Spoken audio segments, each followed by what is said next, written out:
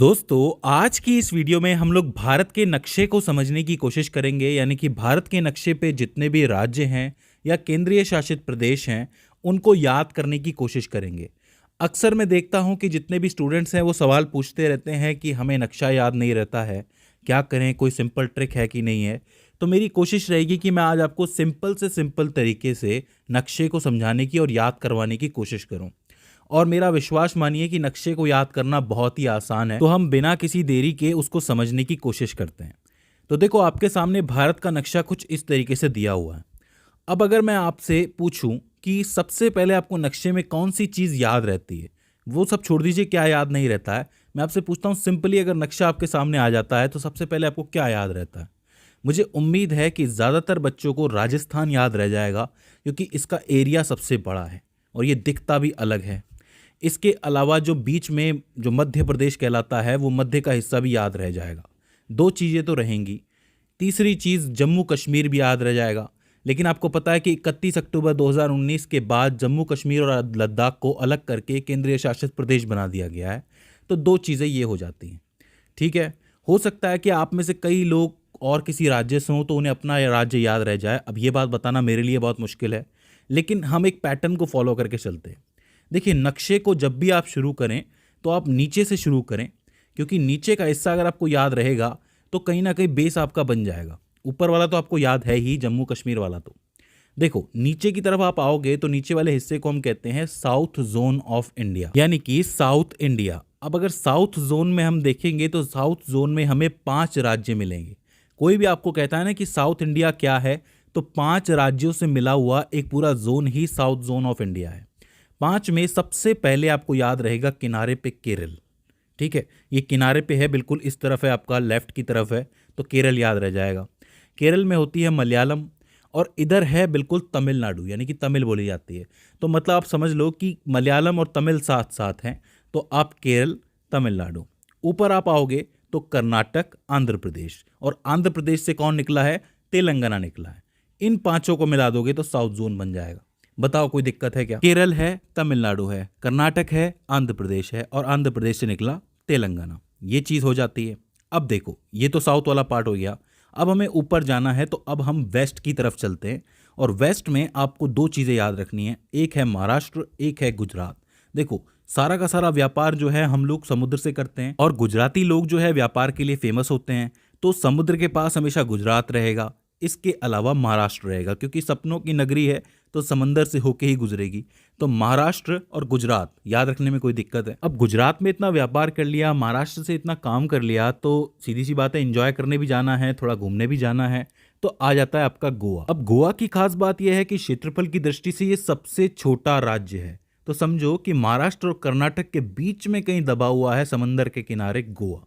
तो आपका south zone complete हो जाता है, वेस्ट जोन कंप्लीट हो जाता है। याद रखना, वेस्ट जोन के लिए हमने राजस्थान को भी ले लिया है, तो राजस्थान, गुजरात, महाराष्ट्र से वेस्ट याद रख सकते हैं, और नीचे के 5 से साउथ याद रख सकते हैं। अब इसके बाद हम ऊपर चलते हैं, यानी कि ऊपर नॉर्थ की तरफ। अब नॉर्थ में मैंने आपको लद्दाख बता दिया, जम्मू एंड कश्मीर बता दिया। अब देखो, राजस्थान की जो बोली है वो मारवाड़ी है मेनली, और मारवाड़ी जो है वो कहीं ना कहीं हरियाणवी से मिलती है। तो ये आपस में ही है, मिले हुए ही हैं। तो सीधी सी बात है कि बोली की वजह से हम याद रख सकते हैं कि राजस्थान के पास है हरियाणा। अब हरियाणा की हल्की सी बोली पंजाब से भी मिलती है आगे चल के, तो आगे पंजाब आ जाता है।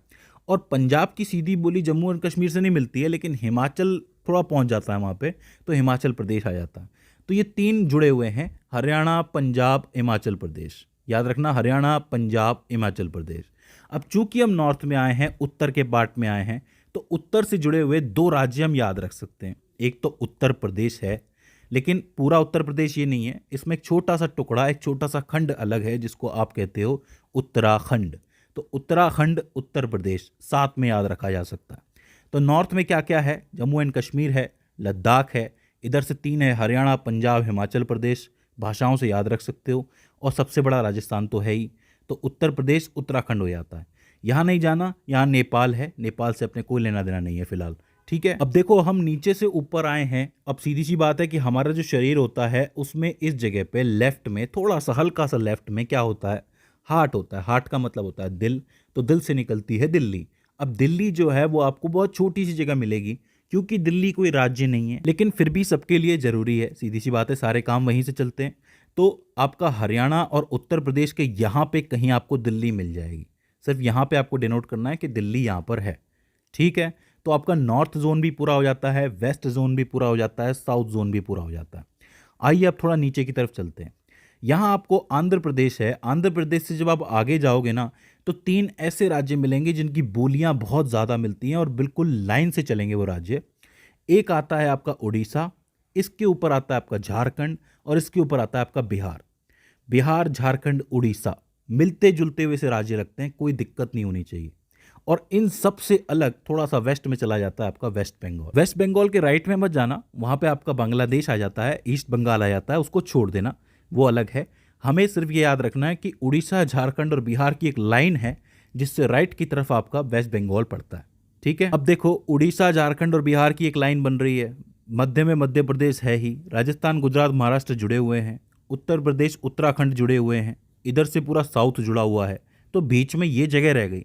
तो ये इन लोगों का क्या 36 का आंकड़ा है क्या? जी हाँ, ये है आपके नाराज फूफा जी, यानी कि 36 के आंकड़े वाले छत्तीसगढ़ साहब। तो इनको आप अलग से याद रख सकते हो कि इनके साथ कोई लाइन नहीं है, ये अकेले रहते हैं।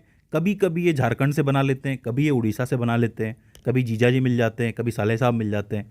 फूफा जी को खुश रखने के लिए हर कोई कोशिश करता है, तो छत्तीसगढ़ को आप याद रख सकते हो। आओ अब हम चलते हैं अपने ननियाल की तरफ, चलते हैं मामा के यहाँ चलते हैं। बहुत अच्छी जगह है, हमारे देश की सबसे खूबसूरत जगहों में से एक है the north east. North east में घुसने का रास्ता क्या है?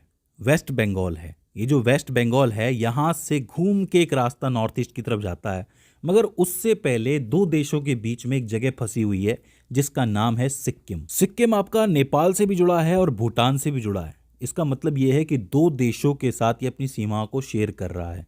काफ़ी इंपॉर्टेंट जगह है, लेकिन थोड़ी सी हट रही है, इसीलिए यहाँ पे है, इसको याद रखना है। अच्छा, वेस्ट बंगाल से जो रास्ता जाता है उसको आप कहते हो चिकन नेक, और चिकन नेक से आप अंदर घुसते हो तो आपको बहुत खूबसूरत जगह देखने को मिलती है, असम और मेघालय। देखो, असम के नाम से आपको चाय याद आ जाएगी। अब चाय की पत्ती असम में उग रही है, लेकिन चाय में थोड़ा पानी भी तो डालना पड़ेगा ना भाई। इतने अमीर तो नहीं है हम लोग कि सिर्फ दूध डाल के पिएं, और मोटी चाय तो हजम भी नहीं होती, मुझे तो नहीं होती, आपको होती होगी। तो मैं पानी डालता हूँ, और पानी डालने के लिए हमें पानी चाहिए जो हमें मेघालय से मिलता है, क्योंकि वहाँ पे मेघ बहुत है, पानी बहुत बरसता है, सीधी सी बात है। तो असम, मेघालय, चाय, पानी याद रह जाएगा। पूरे के पूरे देश के दिन की शुरुआत यहीं से होती है, चाय पानी से ही होती है। ठीक है, हाँ, कुछ लोग कॉफ़ी भी पीते होंगे, वो एक अलग बात है।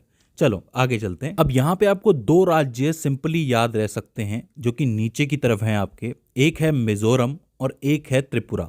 मिजोरम का मी और त्रिपुरा का त्र तो बनता है मित्र। ये दोनों आपस में दोस्त हैं, तो आप ये कह सकते हो कि इनको याद रखना बहुत आसान है, मित्र हैं नीचे नीचे। बेस्ट फ्रेंड वाली फीलिंग आती है इनको देख के। मिजोरम, त्रिपुरा, मिजोरम, त्रिपुरा। इसके बाद 3 जगह आपकी खाली बचती है। एक आपका ऊपर आता है अरुणाचल प्रदेश, इसके बाद नागालैंड और इसके बाद मणिपुर। तो आप एक लाइन से भी याद रख सकते हो इसको, अरुणाचल प्रदेश, नागालैंड, मणिपुर एक हो गया, मिजोरम, त्रिपुरा, मित्र एक हो गया। तो मतलब नॉर्थ ईस्ट में 3 पार्टियां हो गई। एक है आपका चाय पानी यानी कि असम और मेघालय, एक हो गया आपका अरुणाचल प्रदेश, नागालैंड और मणिपुर, ये 3 अलग हैं। एक आपका मित्र हो जाता है यानी कि मिजोरम और त्रिपुरा।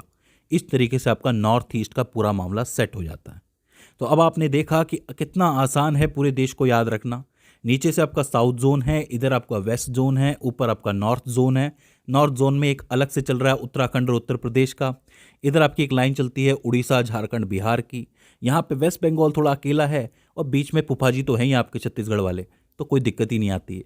तो अब मुझे उम्मीद है कि आपको पूरा नक्शा याद हो गया होगा। लेकिन एक मिनट, एक चीज़ अभी और बाकी है, वो है एक हमारा लक्षद्वीप और एक हमारा अंडमान निकोबार। इसको तो याद रखना बहुत ही आसान है, क्योंकि ये थोड़ी सी अलग अलग थोड़ा सा रहते हैं, थोड़ा समुंदर के किनारे रहते हैं, थोड़ा बीच में रहते हैं, बीच ही बीच है यहाँ पे। इसको याद रखना बहुत मुश्किल नहीं है। ठीक है, सो आपको याद हो गया होगा, लक्षद्वीप है, अंडमान निकोबार है। अगर इसके बाद भी इसके अंदर आपको कोई दिक्कत आती है, कोई क्वेरी आती है, तो आप हमें कमेंट सेक्शन में बता सकते हैं। तो दोस्तों, आज की इस वीडियो के अंदर बस इतना ही। See you in the next one.